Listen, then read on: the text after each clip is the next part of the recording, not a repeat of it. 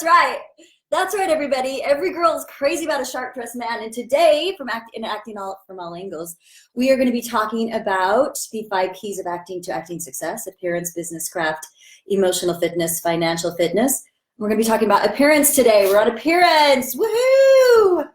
So we are going to be talking about dressing for success, which is really fun to do, and it can help you a lot in your acting. First, we're going to talk about styles. All right. So when I was back in New York, I had this really, really awesome book, and I was trying to find it online right now, but I can't. Sorry, I was going to share it with you. But it was all about finding your style of dressing. And I don't know if you can hear that. I've got my cat in here scratching the scratching board. Gypsy, knock it off. So style.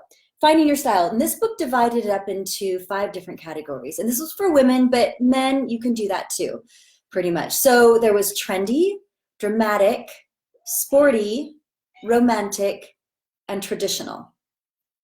That's my cat meowing. So what you would do is, I think there was one other one, but I can't remember what it was. But what we would do is you sort of figure out where you fit the most. Like, what was your style? And generally it was like one big style, and then you would attach another one. It turned out, was a dramatic with a trendy flair. So reading that book kind of made me go, oh, okay, yeah, that's the way I like to dress. Now, my mother is a very traditional dresser. And so we always kind of clashed, because I'd want to be dramatic or trendy or whatever. And she'd be like, why do you wear those crazy things? But that's how I felt most comfortable, and she felt most comfortable in more traditional clothes. So sporty, you're dressing sort of like somebody who loves to go to the gym. You're wearing more like sort of sports kind of things. Romantic would be, for a girl, you wear things that are more flowy, like floral prints. You like chiffon, stuff like that. And maybe even you would wear like a pair of jeans with a soft, beautiful shirt. Dramatic could be anything. Like this woman gave an example of this friend of hers that she knew that when she'd go sailing, she'd wear a sailor suit. So people that are dramatics can kind of pull off bigger, weirder things kind of sometimes. They just feel more comfortable in them. Trendy is like you're right on the cutting edge. If mohawks are in, you have a mohawk. If, bell bottoms are in, you're wearing bell bottoms. You're right on the cutting edge of it. And traditional is more just like sort of just wearing very traditional kind of clothes, like button-up shirts and slacks, dresses that are a little bit are more conservative. So you kind of get the idea. So for guys, I know you wouldn't dress as romantic necessarily, but you might be a romantic guy. You might like to wear kind of like more open shirts, like flat flouncier shirts kind of, or fabrics that are a little bit more romantic and not so rough. So Ashley's here. Hey, Ashley, great. All right, so those are some of the things that you can look at, finding your style. And the reason why this is important for acting is you can capitalize on this, and you can use it as part of your branding.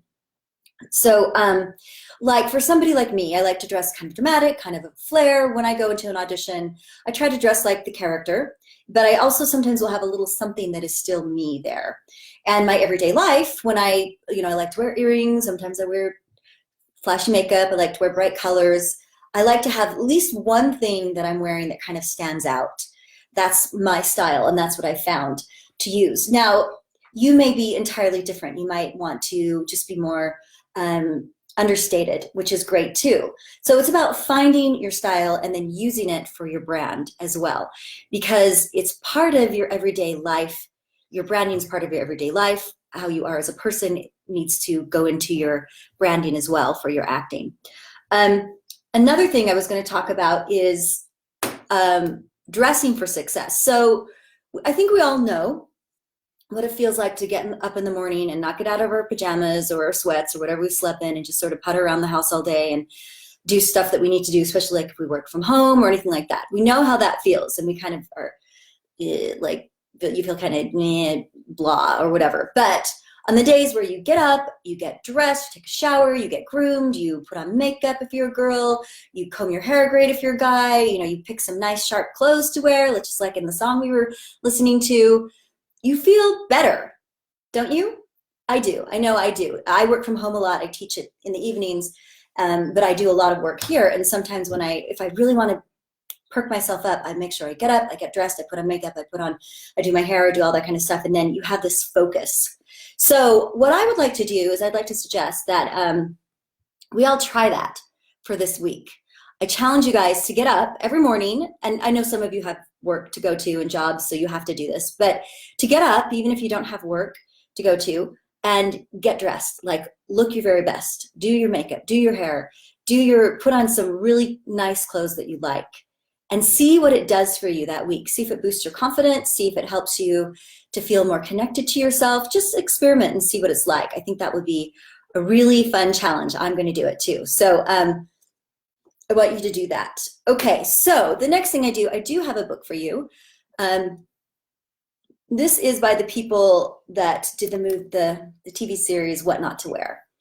And this book I'm showing you is their suggestions on how to find the best look for you, like with your body type, with your style that you naturally are, and to like hone into that and to figure out what that is. So I've looked through it. I haven't read it a ton. I couldn't find that really cool book that I wanted, unfortunately.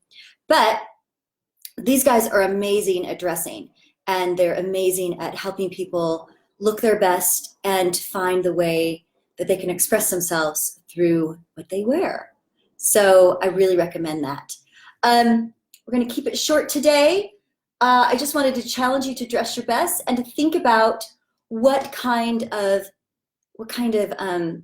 style that you are. So again, according to this book, there was trendy, dramatic, sporty, romantic, and traditional. So think about it. What one fits your personality the best? Are you a romantic with a little bit of a traditional flair or a trendy flair? Are you sporty but sometimes you like to be dramatic? Are you just trendy, but once in a while you like to throw in a little bit of sportiness? I don't know. Usually it's kind of like the 5 love languages, if you know that.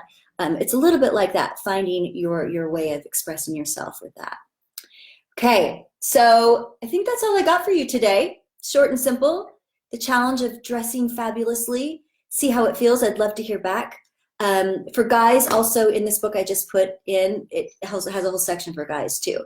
But this is really important. So in fact, I have a student who's this young man. He's still in high school. He's fabulous. And he has a flair for dressing cool. And not everybody has that. And I was encouraging him. I was like, you really ought to explore that a little bit more and lean into it, because it's part of you and it can help you in your branding. It can help you know who you are, give you more confidence. You can bring in a little bit of stuff to your auditions with it, just to center about who you are. And he's like, yeah, that's a great idea. So, and if you're not young, that's okay. You can still change your style, or you can really get in tune with what your style is. All right, that's it for today. Next week, we are going to be having a really, really cool little talk, and I'm going to have to do some research for it. It's business next week, in our little circle of from the A to the B's. It's backwards, A to the B's. So it's business next week, and we're going to be talking about joining SAG. How do you get SAG eligible? Should you join once you are? Should you not join? When should you join? What is a right to work state? What is Taft-Hartley? We're going to get pretty technical about it, and I think it'll be really helpful. Okay, guys, thank you. Let's go back to our music about sharp dressed men, and let's listen to that if I can find it this week, which I can.